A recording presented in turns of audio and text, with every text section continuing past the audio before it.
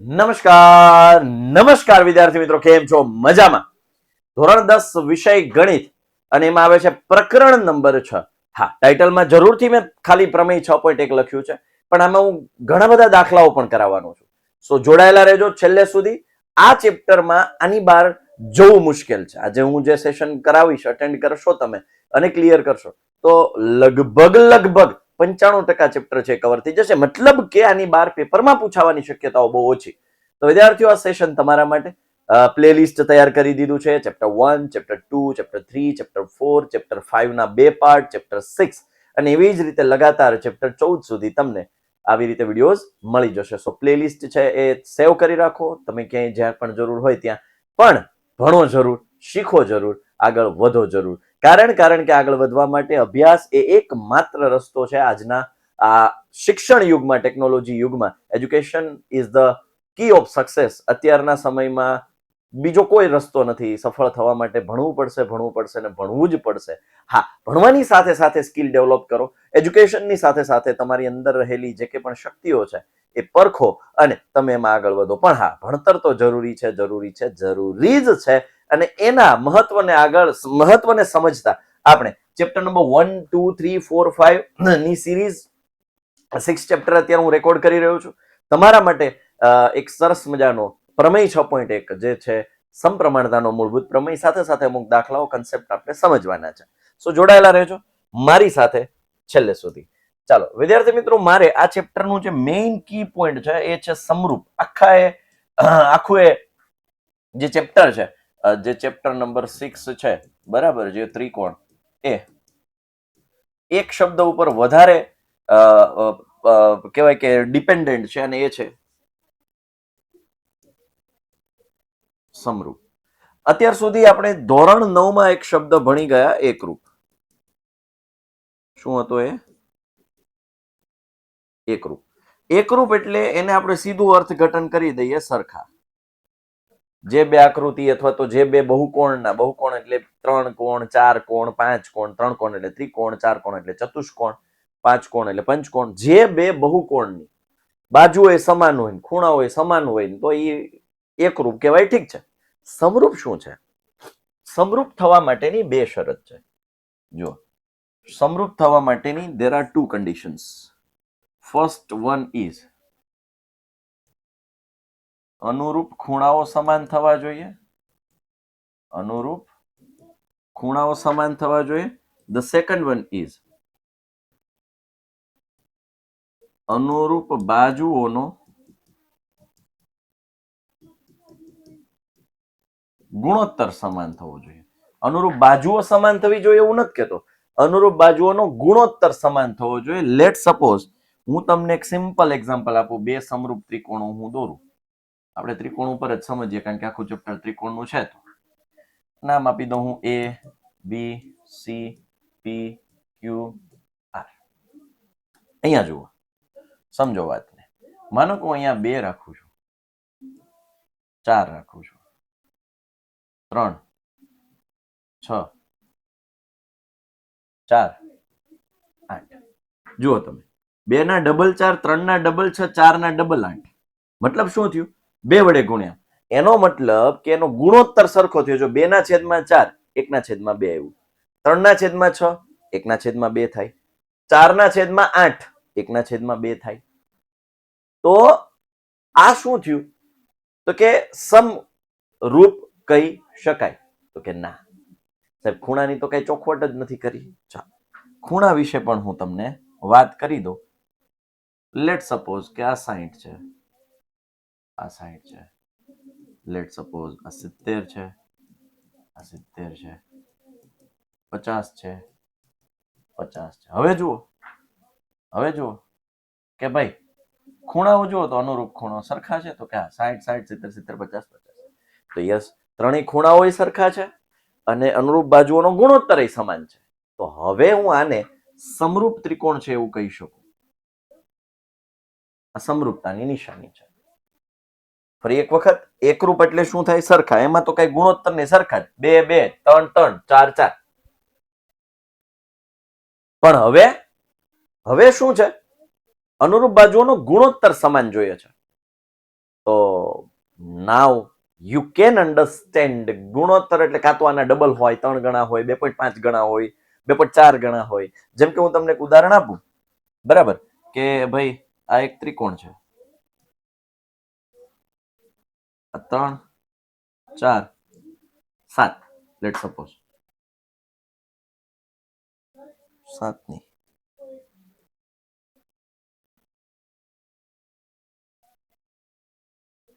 6. Okay, હું શું check કરતો હતો કે બે બાજુનો સરવાળો ત્રીજી બાજુ કરતા મોટો થવો જોઈએ તો જ એ ત્રિકોણ બને. હું એ ચેક કરતો હતો. ઓકે, હવે હું એક કામ કરું છું, આ 3.9 કરી નાખું છું, 5.2 કરી નાખું છું, 7.8 કરી નાખું છું. લે હવે તો ગુણોત્તર જુઓ, 3/39 એટલે 30/39. 3 દાન 13 થયું. ઓકે, હવે આ જુઓ, 4/52 પોઈન્ટ છે, 5.2 છે એટલે 40/52, કારણ કે 52/10 છેદનો છેદ અંશમાં ગયો એટલે 40 થઈ ગયું. 4 ગુણ્યા 10, 13 ચોક 52, 10/13 થયું. શાબાશ. 6/7.8, 60/78, 6 ગુણ્યા 10,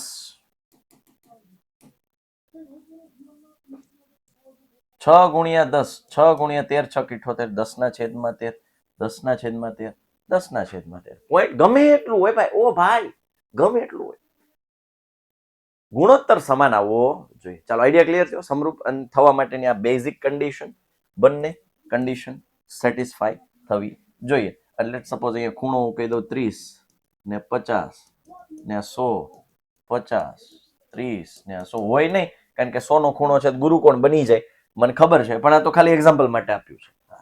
નહીતર કહેશે સાહેબ 100 નો ખૂણો છે તો લઘુકોણ કેમ બનાવ્યો છે? એટલે આ ભાઈ ઉદાહરણ છે. અને ચાલો, હેતુલક્ષી માટે ખાસ ટેક્સ્ટબુકમાંથી જ મોટા ભાગે પ્રિફર કરતા હોય પેપર સેટર, તો ખાસ આપણે આના ઉપર નજર નાખીને જઈએ. આપણને ક્યાં ક્યાં વજન કરે છે આ. બધા વર્તુળો સરખા હોય નહીં, એકરૂપ એટલે સરખા થાય, એ ખાસ ક્લિયર કરી નાખો. બધા વર્તુળો સરખા થોડા હોય, કેવા હોય?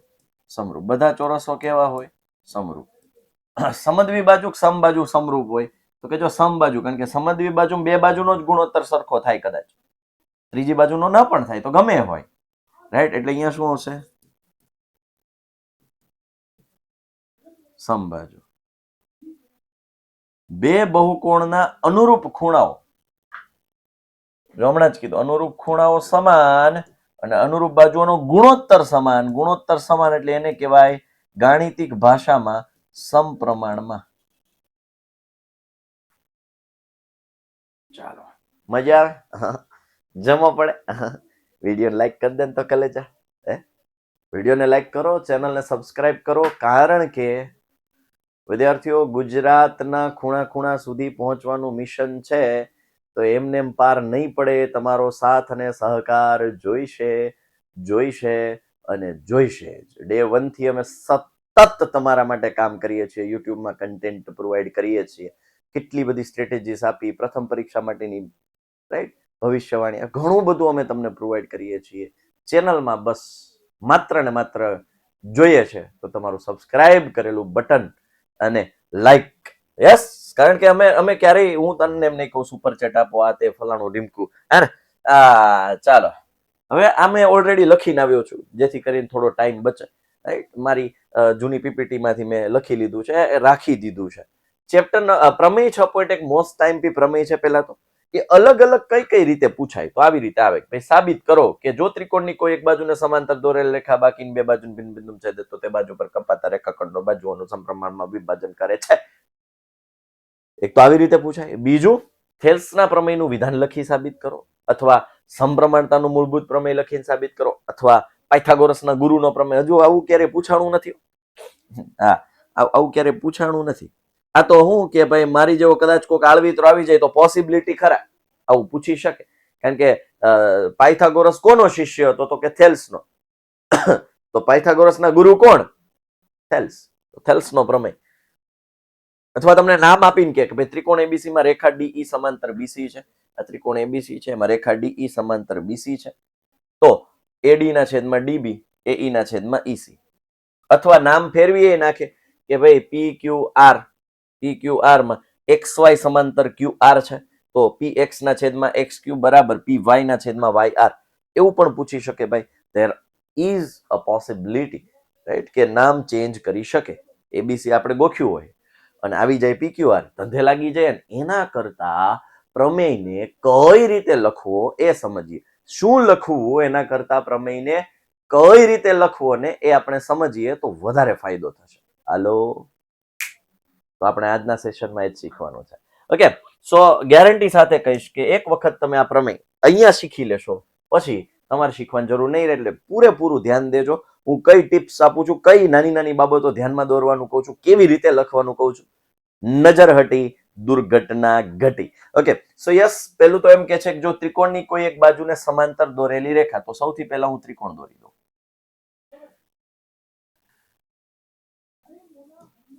ત્રિકોણ સૌથી પહેલા મેં આ દોર્યો ત્રિકોણ, બરાબર.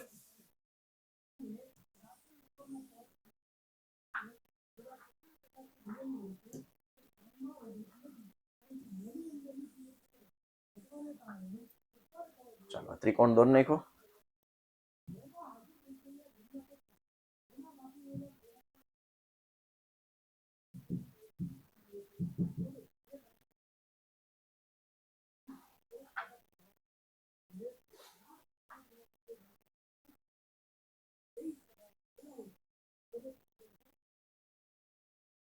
ચાલો ભાઈ, આ ત્રિકોણ છે, બરોબર. અને આ ત્રિકોણના મધ્ય બિંદુઓ,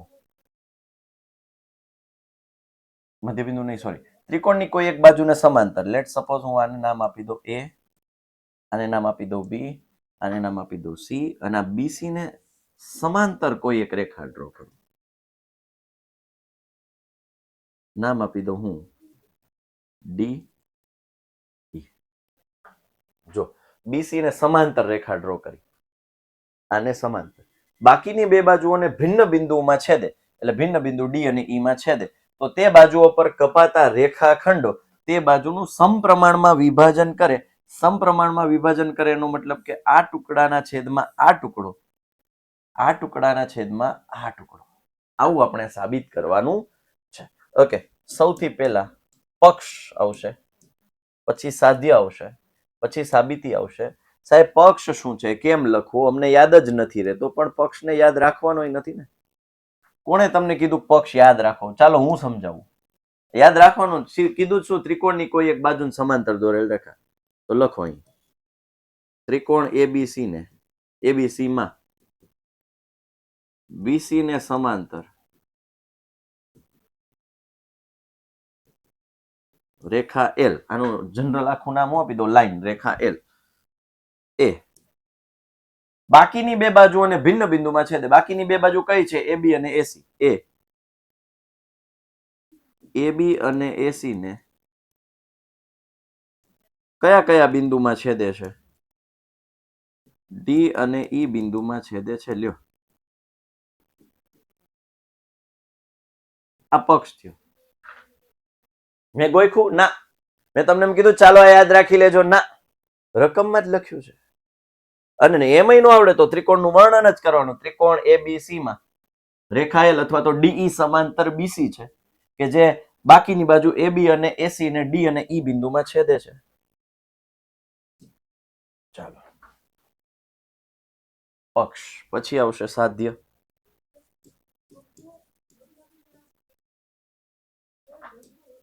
હવે શું આવશે? સાધ્ય. ચાલો જરા જુઓ, શું સાબિત કરવાનું? મેં તમને કીધું ને, એ આ ટુકડાના છેદમાં આ ટુકડો, એડી ના છેદમાં ડીબી,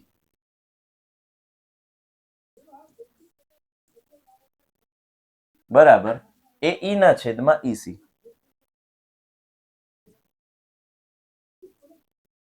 આ મારે સાબિત કરવાનું છે, તો આ મારા માટે સાધ્ય થઈ ગયું.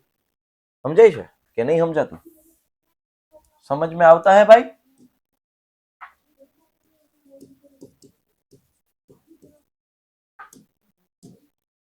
એડી ના છેદમાં ડીબી એઈ ના છેદમાં ઈસી. હવે દીકરાઓ અહીંયા જો ખાસ એક જરા જુઓ અહીંયા જોવા જેવી બાબત એ છે કે હવે શું કરવાનું, તો એમાં આવશે સાબિતી. એને જ શું કહેવાય? સાબિતી.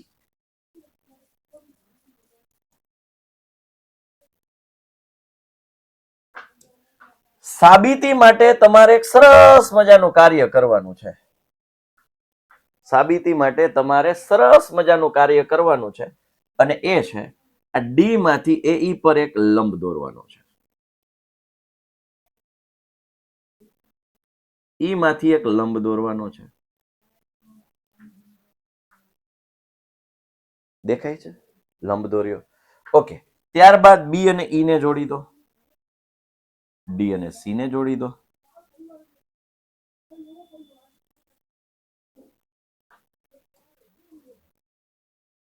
ચાલો, એટલે હવે જે કામ કર્યું છે ને એનું થોડું એવું વર્ણન કરી દેવાય. આકૃતિમાં વર્ણન તો કરવું પડે ને ભાઈ. કોણ કોનું હગું છે ઓળખાણ તો કાઢવી પડે ને. તો આપણે ઓળખાણ કાઢીએ છીએ. શું કરીએ છીએ? દેખાય છે ને સ્ક્રીનમાં આ કલર સી છે કોલગેટ, ઓલો પતંજલિની કોલગેટ કલર થઈ ગયો છે. પતંજલિની કોલગેટ ની જો, અચ્છા જો પતંજલિની ટૂથપેસ્ટ. સમજાણું? હા. આકૃતિમાં ડીએમ લંબ એ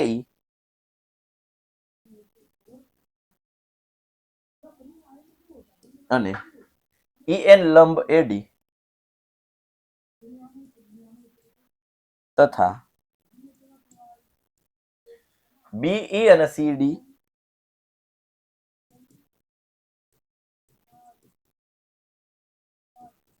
રચો. આપણે રચી દીધું ને, રચવું એટલે બનાવ્યું. જોડી દીધું. ઓકે, ઠીક છે, ક્લિયર છે. હવે જુઓ, હવે અહીંયાથી ખેલ ચાલુ થાય છે ભાઈ. ભાઈ જોઈએ જ કોણ? પેલા આ પકડો, એડી અને ડીબી.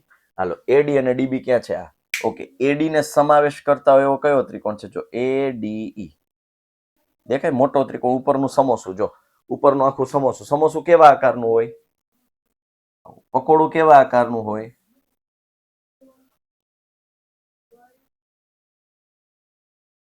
પકડી લ્યો. સમોસું દેખાય? એડીઈ. પકોડું દેખાય? ઈડીબી. જો એડી આવી ગયું, ડીબી આવી ગયું. 50% કામ થઈ ગયું. પછી એ જ રીતે ઉપરનો ત્રિકોણ પાછું સમોસું લ્યો. હવે ઓલું પકોડું લ્યો. થઈ ગયું કામ? ADE DEC. હુઈ ગવા કામ હુઈ ગવા. બસ કલે જાઓ, આપણે આ જ કરવાનું છે, કામ જ કરવાનું, નહીં કામ જ કરી રાખવાનું છે. there is no any option. ચાલો, ત્રિકોણનું ક્ષેત્રફળનું સૂત્ર ખાલી લખી નાખો અહીં. કોઈ પણ ત્રિકોણનું ક્ષેત્રફળનું સૂત્ર શું થાય? તો કે 1/2 ગુણ્યા પાયો ગુણ્યા વેધ. ઘણા છોકરાઓ ગોખી ગોખીને થાકી ગયા. એડી બરાબર એડી નું ક્ષેત્રફળ એડી છેદમાં ડી. નહીં, કાંઈ જરૂર જ નથી. કાંઈ જરૂર નથી. ત્રિકોણ કયો લેવાનો છે? એડીઈ.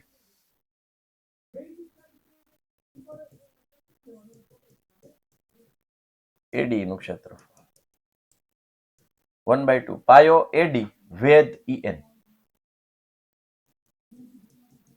છે ને. આ પાયો એડી થાય, ઈએન વેધ થાય. 90 અંશના ખૂણે છેદે એટલે ઈએન વેધ થાય. પકોડું લઈ લો, ઈડીબી.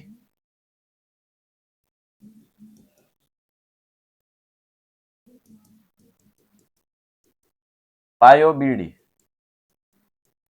વેધ ઈએન. ઘણા છોકરાઓ કે સાહેબ ત્રિકોણ આ રીતે છે, તો વેધ આ હું કામ લીધો? પાયો આ લીધો તમે અને વેધ તમે આ કેમ લીધો? હવે જરા હું કલે જાઉં, આ બાજુ આવી જાઉં. ગુરુકોણ ત્રિકોણ હોય તો એનો વેધ અહીંથી મારે વેધ દોરવો હોય તો નિયમો છે, સામેની બાજુએ 90 અંશના ખૂણે છેદે. તો આ સામેની બાજુએ 90 અંશના ખૂણે છેદ્યો. તો જરૂરી નથી કે વેધ હંમેશા ત્રિકોણની અંદર જ હોય. 9મા ધોરણમાં સમજાવ્યું હતું ત્રિકોણ વખતે. જેને યાદ હશે એને યાદ હશે ભાઈ. કોને કોને યાદ છે કે વેધ એ જરૂરી નથી કે ત્રિકોણની અંદર જ હોય. વેધ એ ત્રિકોણની બહાર પણ આવી શકે. એટલા માટે જ જે આપણે આ ત્રિકોણ લીધો છે એનો વેધ બહાર આવ્યો છે. દિખતા હે દિખતા હે દિખતા હે દિખતા હે तुम्हें दिखता है दिखता है दिखता है. ઘણા એમ કે દિખતા ના દિખતા ના દિખતા ના મુझे दिखता ना दिखता ना. અરે ભાઈ જો ને ખલેજા જો ભાઈ જો. હે એટલે વેદ છે જરૂરી નથી કે વેદ હંમેશા ત્રિકોણની અંદર જ આવે. ગુરુકોણ ત્રિકોણ હોય તો બની શકે કે ગુરુકોણ ત્રિકોણ સિવાયનો કોઈ વેદ લેવા જઈએ તો બહાર પણ આવી શકે. હવે આનો ગુણોત્તર લઈ લેવાનો છે. શું કરવાનું છે? ગુણોત્તર.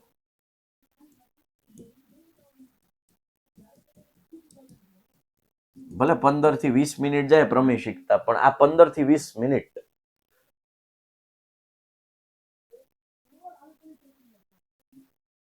ભૂલી નહીં શકાય એવી હશે, ક્યારેય ન ભૂલી શકાય એવી હશે. એટલા માટે કઈ રીતે લખવું એ સમજી લઈએ. તો ગુણોત્તર લઈ લઈએ તો ત્રિકોણ એડીઈ નું ક્ષેત્રફળ છેદમાં ત્રિકોણ ઈડીબી નું ક્ષેત્રફળ 1/2 ગુણ્યા એડી ગુણ્યા ઈએન 1/2 ગુણ્યા બીડી ગુણ્યા ઈએન. ઉડતું એ ઉડાડીએ તો કે ઉડે ને સાહેબ. 1/2 1/2 જાય, ઈએન ઈએન જાય, તો વધ્યું કોણ? તો કે અમે. ત્રિકોણ એડીઈ નું ક્ષેત્રફળ છેદમાં એડીસી નું ક્ષેત્રફળ, સોરી ઈડીબી નું ક્ષેત્રફળ.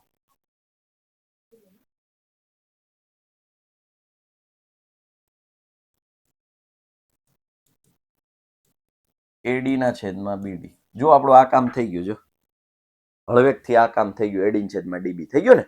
એડી છેદમાં ડીબી લાવી દીધું. હવે જો સેમ વસ્તુ ઉપરનું પકોડું દેખાય છે તમને? ઉપરનું પકોડું એડી.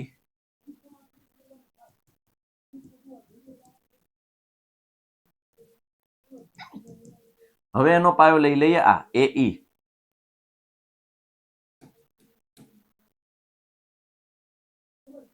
વન બાય ટુ એઈ ગુણ્યા ડીએમ. એઈ ગુણ્યા આ વેધ થયો ડીએમ. એ જ રીતે ત્રિકોણ ડીઈસી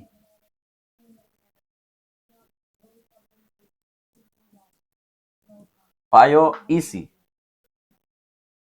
વેધ ડીએમ. અને હવે આનો લઈ લઈએ ગુણોત્તર.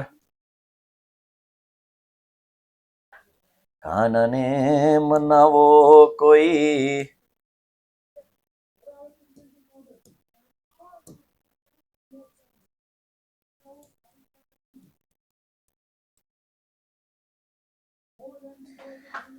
ત્રિકોણ એડીઈ નું ક્ષેત્રફળ છેદમાં ત્રિકોણ ડીઈસી નું ક્ષેત્રફળ 1/2 ગુણ્યા એ ગુણ્યા ડીએમ છેદમાં 1/2 ગુણ્યા એસી ગુણ્યા ડીએમ. ઉડે એને ઉડાડો 1/2 જાય. ડીએમ ડીએમ જાય તો વધે.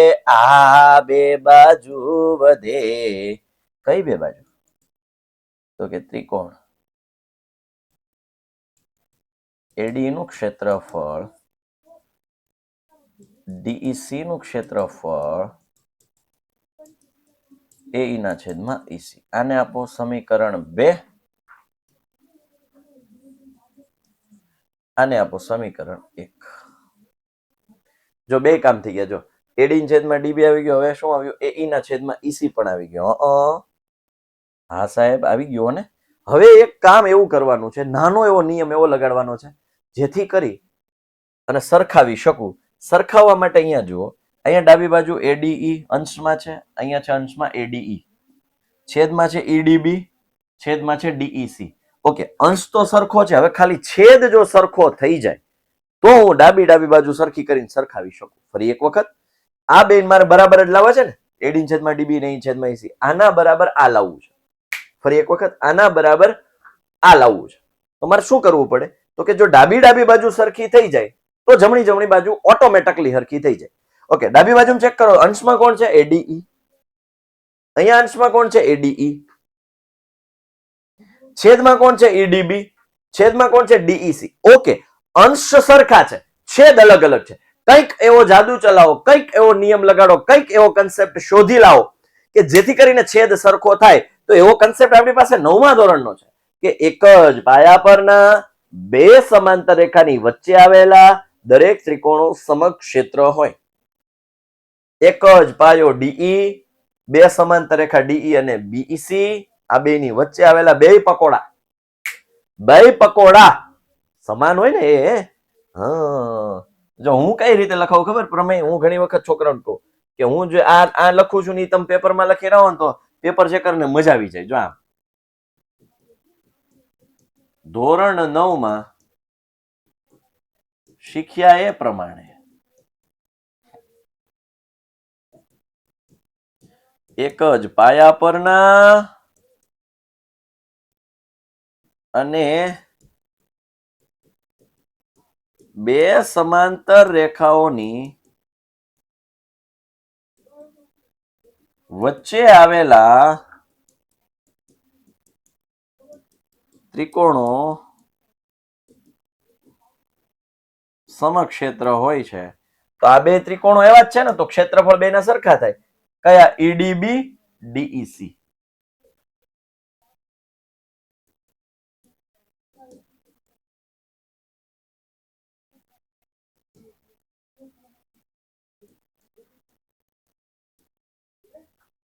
બસ, તો આને આપો સમીકરણ નંબર 3. અને હવે ડાયરેક્ટ તમે આવું લખી શકો, કોઈ ના ન પાડી શકે, કોઈ કરતા કોઈ ના ન પાડી શકે. સમીકરણ 1, 2 અને 3 પરથી એડી ના છેદમાં ડીબી, એઈ ના છેદમાં ઈસી જે સાબિત થાય છે. આ છે આપણો પ્રમેય 6.1. મેં કીધું એમ 15 થી 20 મિનિટ જરૂર લાગી, પણ શીખી લ્યો. સમોસુનું ક્ષેત્રફળ 1/2 ગુણ્યા વેધ, પકોડાનું ક્ષેત્રફળ 1/2 ગુણ્યા વેધ, લીધો ગુણોત્તર એડી ના છેદમાં ડીબી. સમોસાનું ક્ષેત્રફળ 1/2 ગુણ્યા વેધ, પકોડાનું ક્ષેત્રફળ 1/2 ગુણ્યા વેધ, લીધો ગુણોત્તર વધ્યું કોણ? એઈ ના છેદમાં ઈસી. બે હરખા ખતમ. અને સમોસું ક્ષેત્રફળ, પકોડું ક્ષેત્રફળ, સમોસું ક્ષેત્રફળ, પકોડું ક્ષેત્રફળ, બે પકોડા સરખા, ખતમ કહાની. હાય હાય હાય હાય હાય હાય હાય હાય. ચાલો, હવે આ પ્રકારના દાખલાઓ પણ આપણે શીખવાના છે આ ચેપ્ટરમાં. પૂછાવાની શક્યતાઓ ખરી કે ભાઈ આકૃતિ 6.17 માં 1 અને 2 અને પછી બીજો દાખલો છે. આ આપણો એક દાખલો છે. આઈ છે. ડીઈ સમાંતર બીસી છે. ઓકે, આ ડીઈ અને બીસી સમાંતર છે. તો ઈસી શોધવાનું છે. પેલા કેસમાં કોણ શોધવાનું છે? ઈસી. તો એનો મતલબ કે અહીં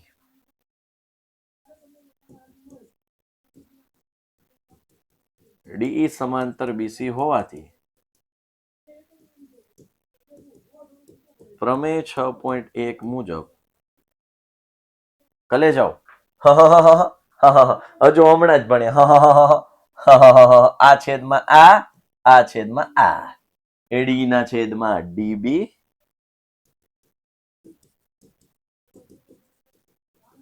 એ ના છેદમાં ઈસી. એડી ચટલા સ, એડી ચટલા સ 1.5 સ, ડીબી 3 સ, એઈ 1 સ, ઈસી ખબર જ નથી. ચાલો ઈસી ને હું કરતા બનાવી દઉં. 3 એકા 3, છેદમાં દોઢ અહીંયા આવવા દો.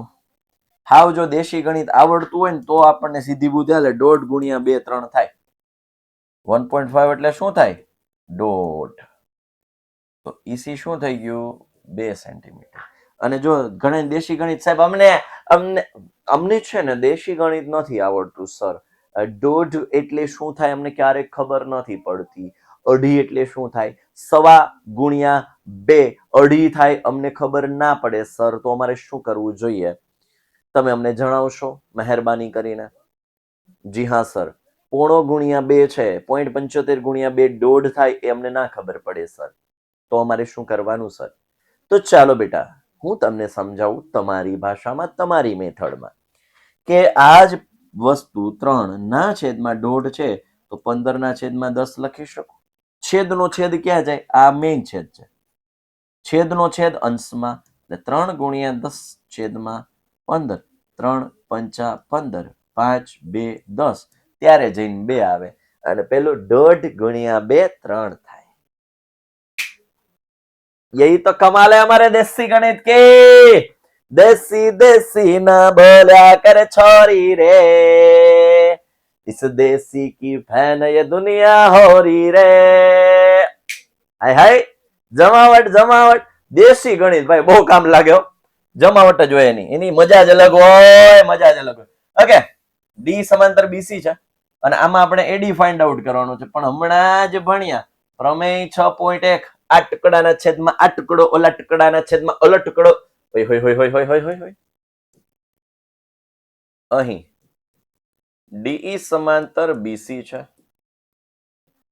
માટે પ્રમેય 6.1 પરથી, પ્રમેય 6.1 પરથી આપણે શું કન્સેપ્ટ એવો લગાડીશ, કન્સેપ્ટ. એડી ના છેદમાં ડીબી, એઈ ના છેદમાં ઈસી. એડી ચટલા સાહેબ એ ખબર જ નથી, તો શોધવાનું છે. ડીબી 7.2, એઈ 1.8, ઈસી 5.4. ચાલો, એડી 1.8 ગુણ્યા 7.2 છેદમાં 5.4. હવે હું જે સ્ટેપ કરવા જઈ રહ્યો છું એમાં જો પૂરેપૂરું ધ્યાન દેજો હું શું કરું છું. જો એડી આ મેઇન છેદ 1.8 છે તો 18/10, કારણ કે અંશનો છેદ છેદમાં ગયો. 7.2 છે, પોઈન્ટ કાઢી નાખું, 72/10. ઓકે, છેદમાં છે 54, 5.4. 54 એટલે 54/10, સોરી 5.4 એટલે 54/10. છેદનો છેદ ક્યાં જાય? અંશમાં. બસ, હવે જે ઉડતું હોય ઉડાડવાનું, ગણતરી થતી હોય એ કરવાની. 0 0 10 10 ગયા, 18 તેરી 54, 24 તેરી 72. એટલે એડી આપણને જવાબ મળ્યો કેવો? 24/10. એડી મળ્યો 2.4 સેન્ટીમીટર.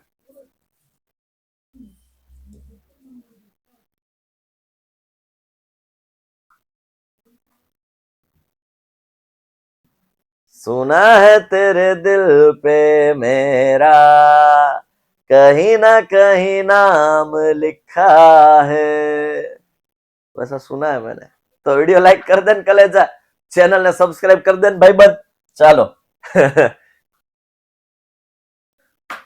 હવે આ પ્રકારનો દાખલો સરસ, મોસ્ટ આઈએમપી પ્રકારના દાખલા કહી શકાય.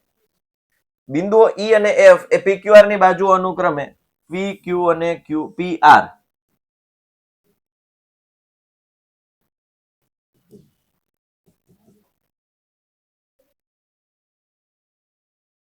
આપણે ચેક કરવાનું છે ઈએફ સમાંતર ક્યુઆર છે કે કેમ. ઈએફ સમાંતર ક્યુઆર હોવા માટે શરત આપણી એવી છે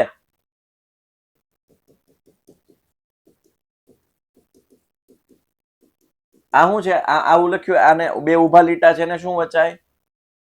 સમાંતરો. શું થવું જોઈએ? તો કે પીઈ ના છેદમાં ઈક્યુ બરાબર પીએફ ના છેદમાં એફઆર.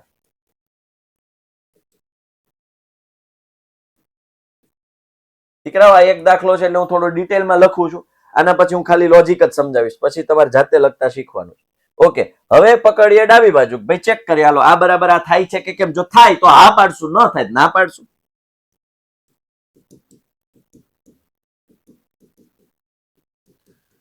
પીઈ ના છેદમાં ઈક્યુ. ભાઈ પીઈ કેટલા છે? 3.9. ઈક્યુ કેટલા છે? 3 એટલે 1.3. 13 તેરી 39 છેદ ઉડાડ્યા. જમણી બાજુ શું છે? પીએફ ના છેદમાં એફઆર. તો પીએફ કેટલા છે? 3.6.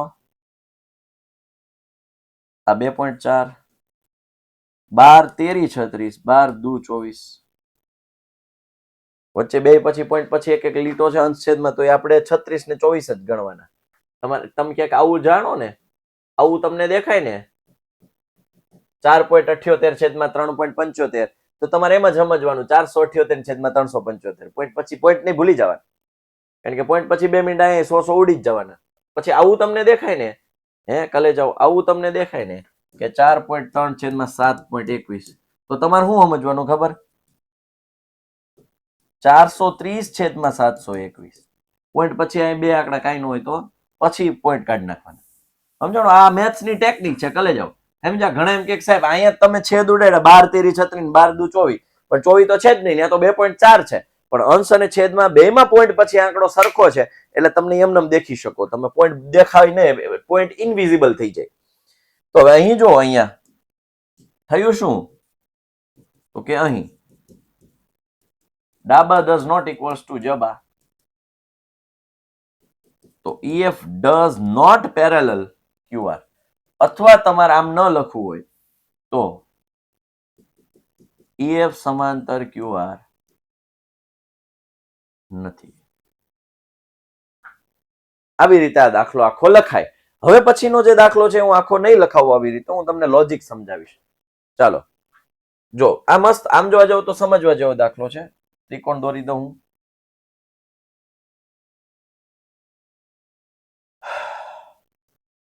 P Q R E F. આખી બાજુનું માપ 1.28 આપ્યું છે. આખી બાજુનું માપ આ આપ્યું છે આખું 2.56. જુઓ, PR આખું 2.56, PE 0.18 આપ્યું છે, PF 0.36 આપ્યું છે. સાહેબ આપણે ગુણોત્તરમાં તો આપણે એવું ભણ્યા કે આ ટુકડા છેદમાં આ ટુકડો, આ ટુકડાનું માપ જ નથી આપ્યું. પણ આખા ટુકડાનું માપ આપ્યું છે કે નહીં? 1.28, એમાંથી 0.18 બાદ કરી નાખો તો મને 1.1 નો મળે.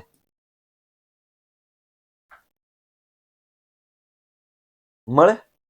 આખું 1.28 છે, એમાંથી 0.18 બાદ કરી નાખું 1.1 મળે.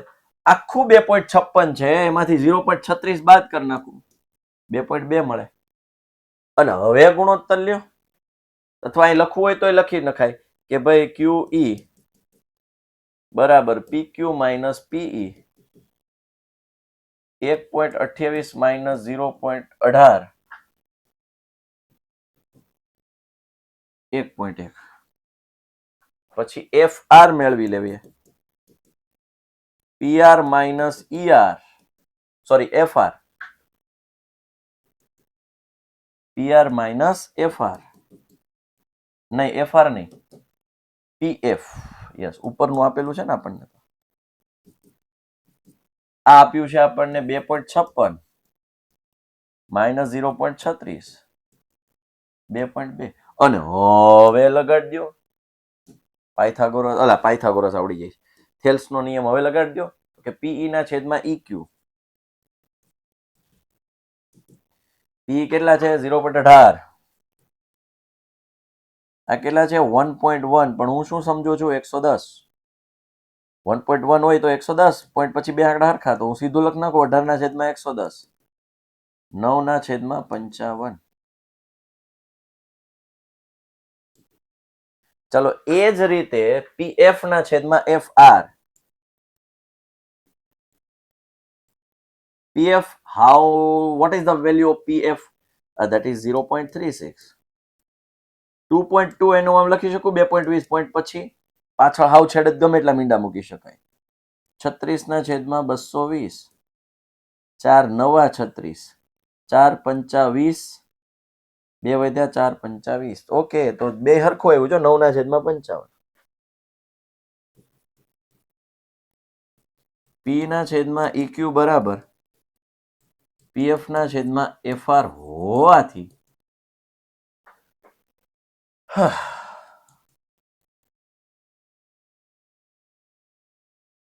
છે સમાંતર છે. સમજ में આવ્યું? ટપુડિયો પડ્યો. એ કલેજા, તને કહું, ધ્યાન દે, જરા ધ્યાન દે. હે નેક્સ્ટ થોડીક સાબિતી લઈ લઈએ, મજા આવે, થોડું ધ્યાન પડે, આપણને મગજ દોડે. પરીક્ષામાં પૂછાય એવી સાબિતી છે ભાઈ. ડીઈ સમાંતર એસી છે, જરા જોજો. આ ડીઈ છે,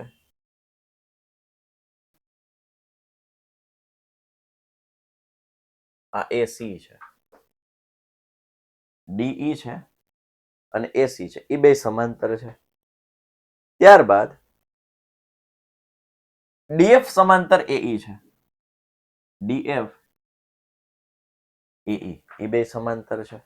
દેખાય છે તમને? અચ્છા, બે લીલા લીલા થઈ ગયા કા?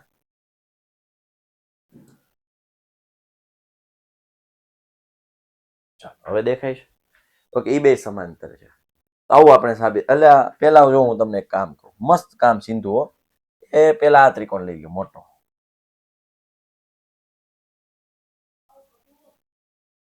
હવે જુઓ, એમાં તમને આ બે સમાંતર દેખાય છે? સમાંતર દેખાય છે? ચાલો, ત્રિકોણ કયો લીધો? BAC.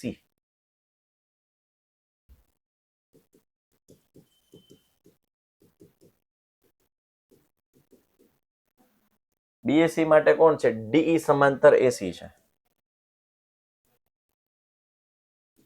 તો પ્રમેય 6.1 પરથી હું આમ લખી શકું, BD ના છેદમાં DA બરાબર BE ના છેદમાં EC.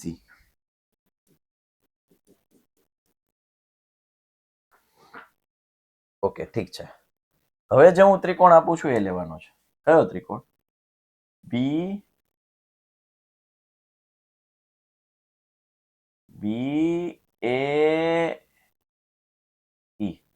તેમાં જુઓ લાલ લાલ સમાંતર છે. BAE. હવે દેખાય લાલ લાલ સમાંતર? ચાલો, ત્રિકોણ કયો? ત્રિકોણ BAE.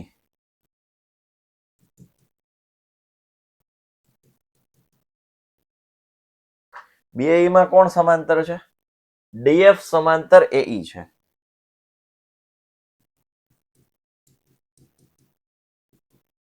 તો પ્રમેય 6.1 પરથી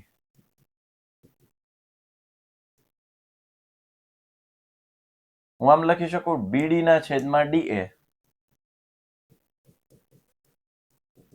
BF ના છેદમાં FE.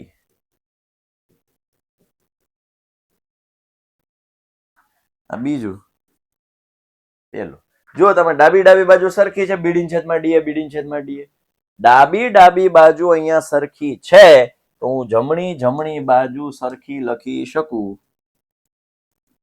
સમીકરણ 1 અને 2 ને સરખાવતા. તો ડાબી બાજુ સરખી છે, તો જમણી બાજુ સરખી થાય. BF ના છેદમાં FE, BE ના છેદમાં EC, BF ના છેદમાં FE. જે સાબિત થાય છે, ખતમ.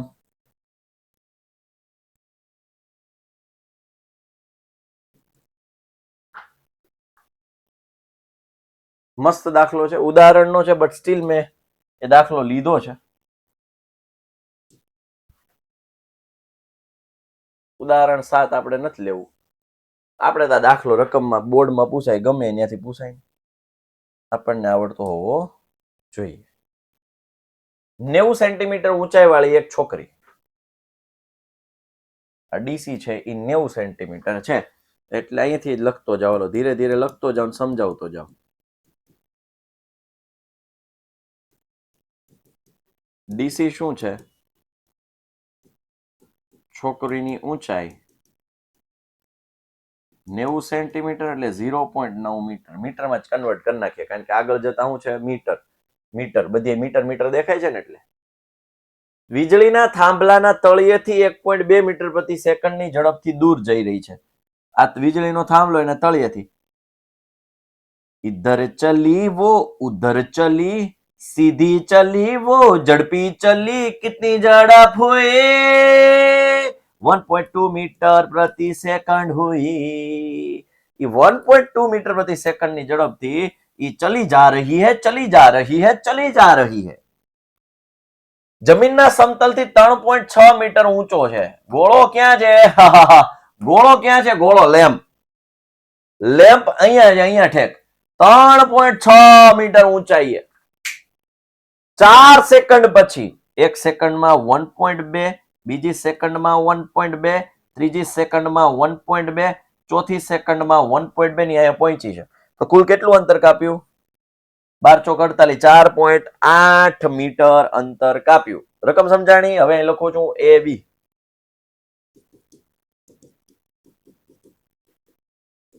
ગોળો એટલે લેમ્પ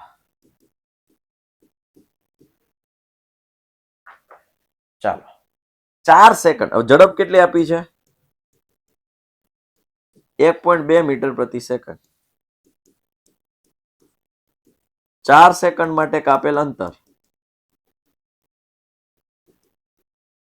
બરાબર 4 ગુણ્યા 1.2 એટલે 12 ચોક ને 48 4.8 મીટર ઓકે હવે આ અંતર ઈ છોકરીએ કેટલું કાપ્યું 4.8 મીટર અંતર એને કાપ્યું ક્યાંથી અહીંથી લઈ અને અહીંયા સુધીનું અંતર કેટલું કાપ્યું એને 4.8 મીટર 4.8 મીટર અંતર એને કાપ્યું ઓકે ઠીક છે બરાબર છે સમજાય છે ઓકે હવે અહીંયા જુઓ કલે જાઓ અને એ અંતરનું આપ્યું બીડી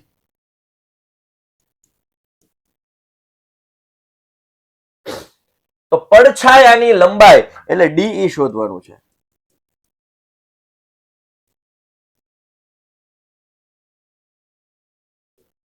પડછાયો આમ જ પડે ને આમ પ્રકાશ આવતો હોય પડછાયો અહીંયા પડછાયો પડે ને આવું છે પડછાયો છાયો પડછાયો મેળવવાનો ઓકે ઓકે ઓકે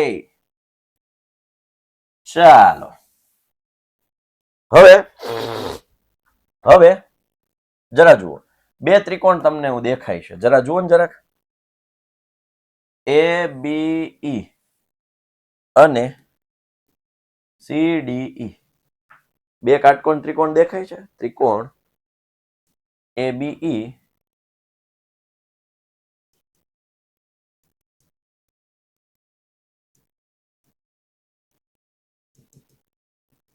સીડી માટે વિચારીએ આપણે આ બે ત્રિકોણ માટે વિચારીએ તો એક સરસ મજાની વસ્તુ આપણા ધ્યાનમાં આવે એ છે આ કાટખૂણા ખૂણો એબીઈ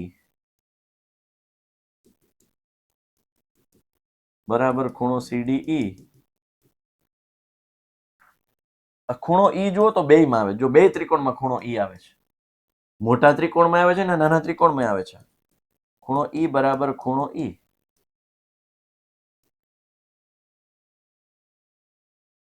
અને સમરૂપતાની ખુખુ શરત પ્રમાણે એક સરસ મજાનો નિયમ છે આપણી પાસે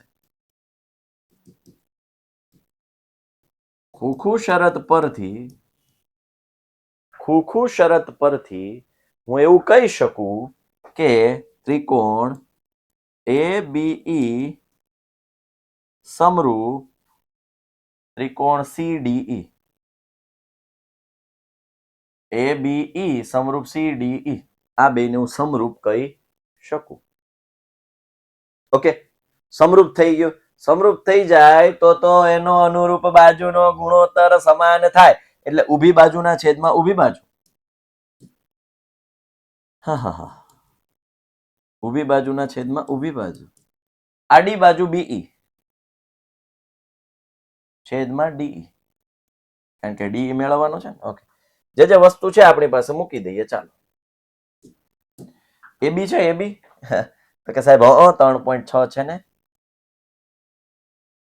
સીડી છે સીડી ડીસી અથવા સીડી સાહેબ 0.9 છે ને બીઈ છે બીઈ આખું બીઈ ના સાહેબ પણ અમે છે ને ઉસ્તાદ ખરા બે ટુકડા છે અમારી પાસે બીડી વત્તા ડીઈ ડીઈ આપણે ફાઇન્ડ આઉટ કરવાનો છે. જો કોઈ છેદ ઉડાડતા જે હમણાં જ શીખવાડી રહ્યો, હમણાં જ બોલી રહ્યો કે પોઈન્ટ પછી એક પોઈન્ટ પછી તમારે 36 ને 9 જ સમજવાના, 9 ચોક 36. દેશી ગણિત ભાઈ. તો 4 બીડી કેટલા બીડી 4.8 વત્તા ડીઈ છેદમાં ડીઈ. ડીઈ અહીંયા ગુણાશે 4 ડીઈ 4.8 વત્તા ડીઈ પ્લસ ડીઈ આ બાજુ આવી જાય 4 DE minus DE 3 DE 4.8 DE બરાબર 4.8 ના છેદમાં 3. 16 તેરી 48 પણ 16 નહીં, પોઈન્ટ પછી એક આંકડો ખરો એટલે ડીઈ 1.6 મીટર એટલે કે પડછાયાની લંબાઈ 1.6 मीटर होया होई ने भाई. यही तो कमाल है मैथमेटिक्स का. कहां से शुरू होता है कहां पे खत्म होता है. कैलकुलेशन करते चले लॉजिक लगाते चले फाइनली हम पहुंच गए अपनी मंजिल पे यानी कि आंसर पे, है ना. तो यही तो है ब्यूटी ऑफ मैथमेटिक्स. કોઈ જ વસ્તુ યાદ નહીં રાખવાની, કન્સેપ્ટ ક્લિયર હોવા જોઈએ. બાકી દાખલો ગોખવાની જરૂર જ ના પડે. શું કરવાનું આગળ વધતા જઈએ. ચાલો હવે આ એક ગણતરી વાળો દાખલો છે, સરસ મજાનો દાખલો છે કે ભાઈ ઓડીસી સમરૂપ ઓબીએ. પહેલા તો જો શું કીધું છે, ઓડીસી ઉપરનો ઊંધો ત્રિકોણ,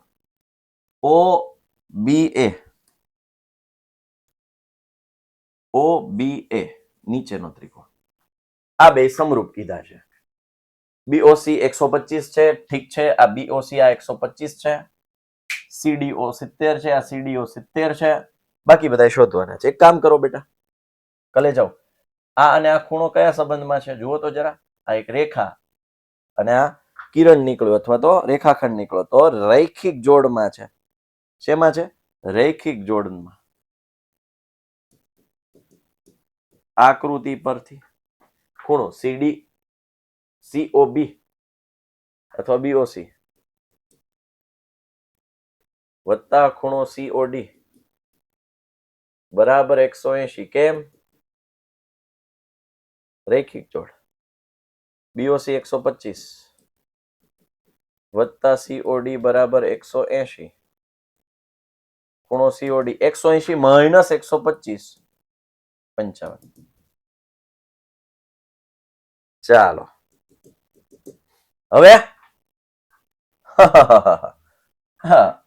આ 70 છે, આ 55 છે. ત્રિકોણના ત્રણેય ખૂણા સરવાળો કરતી ડીસીઓ મળી જશે.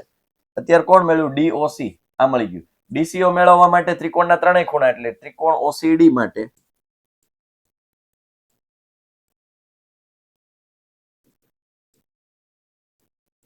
ત્રણેય ખૂણાનો સરવાળો 180 થાય. તો ખૂણો ઓસીડી ખૂણો સીડીઓ વત્તા ખૂણો ડીઓસી. ઓસીડી છે આપણી પાસે. ઓસીડી નથી, એમ નામ રહેવા દે. ઓસીડી ને હું ડીસીઓ લખી શકું. ચાલો સીડીઓ છે, સીડીઓ 70, ડીઓસી 55 બરાબર 180. 125 બરાબર 180. ડીસીઓ કેટલા થઈ ગયા? 55. અને હવે જોઈએ છે ઓએબી. ચાલો આ 125, આ કેટલો છે? 55. હવે ઘણા કહેશે કે સાહેબ યુગ્મ કોણ લગાડી દો ને. સાહેબ યુગ્મ કોણ ન લગાડાય. કે એમાં એમ કીધું છે કે આ બે સમાંતર છે. આ આકૃતિમાં ભલે દેખાય પણ આપણને કીધું નથી. યુગ્મ કોણ લગાડાય નહીં. પણ ત્રિકોણ કયા બે સમરૂપ છે? જુઓ, ત્રિકોણ ઓડીસી સમરૂપ ત્રિકોણ ઓબીએ છે. એટલે જે એ ખૂણો આપણે મેળવવાનો છે આમાં એ, અહીંયા કોણ છે? આમે સી. આમે સી એટલે કોણ છે? ઓસીડી જેટલો જ માપ ખૂણો થાય. ખૂણો ઓએબી માટે ખૂણો ઓસીડી બરાબર ખૂણો ઓએબી. ઓસીડી કેટલો છે? હજી હમણાં જ મેળવો ગરમા ગરમ ઓસીડી.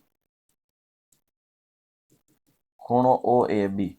એનો મતલબ કે ખૂણો ઓએબી બરાબર 55. ચપચમ છે, ચપચમ. ચપચાન 55 55 ચંપાવન. રેડી? ચાલો. એક 6 મીટર ઊંચા શિરોલંબ વાંસનો જમીન પર પડતો પડછાયો 4 મીટર લાંબો છે. 6 મીટર વાંસ છે, પડછાયો 4 મીટર છે.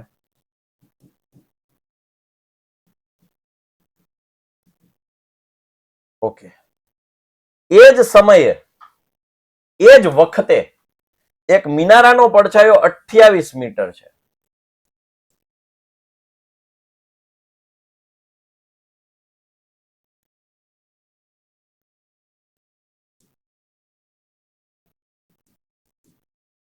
તો મિનારાની ઊંચાઈ શોધો. નામ આપી દઈએ આપણે, માનો કે એબીસી પીક્યુઆર. આકૃતિમાં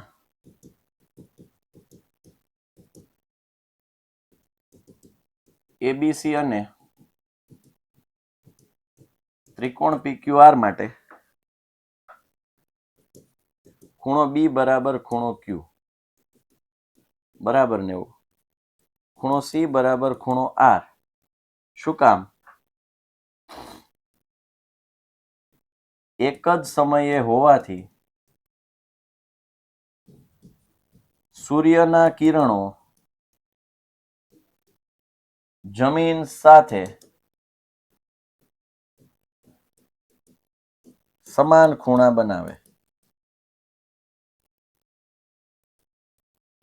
કારણ કે માનો કે અહીંયા સૂર્ય છે આપણો, તો આ જે કિરણ અહીંયા છે એ જ કિરણ અહીંયા ખૂણો બનાવશે. કોઈ એમાં ફરક આવશે નહીં. ઓકે? એક જ સમયે છે ને, એક જ સમયે હોવાથી. એવું નથી એક સવારે છે ને એક સાંજે છે. ચાલો, તો કઈ શરત પરથી? ખુખુ શરત પરથી ત્રિકોણ એબીસી સમરૂપ ત્રિકોણ પીક્યુઆર. તો એબી ના છેદમાં પીક્યુ બરાબર બીસી ના છેદમાં ક્યુઆર. ક્યાંથી આવ્યું? પ્રમેય 6.1. કિંમતો મૂકી દો હવે. એબી તો કે 6, પીક્યુ મિનારો નથી ખબર, પીક્યુ ને પીક્યુ જ રહેવા દો. 4 28. પીક્યુ ને જો હું કરતા બનાવું તો 6 ગુણ્યા 28 છેદમાં 4 સત્તા 28. પીક્યુ છે એ 42 મીટર હોય. એટલે મિનારાની ઊંચાઈ 42 મીટર હોય.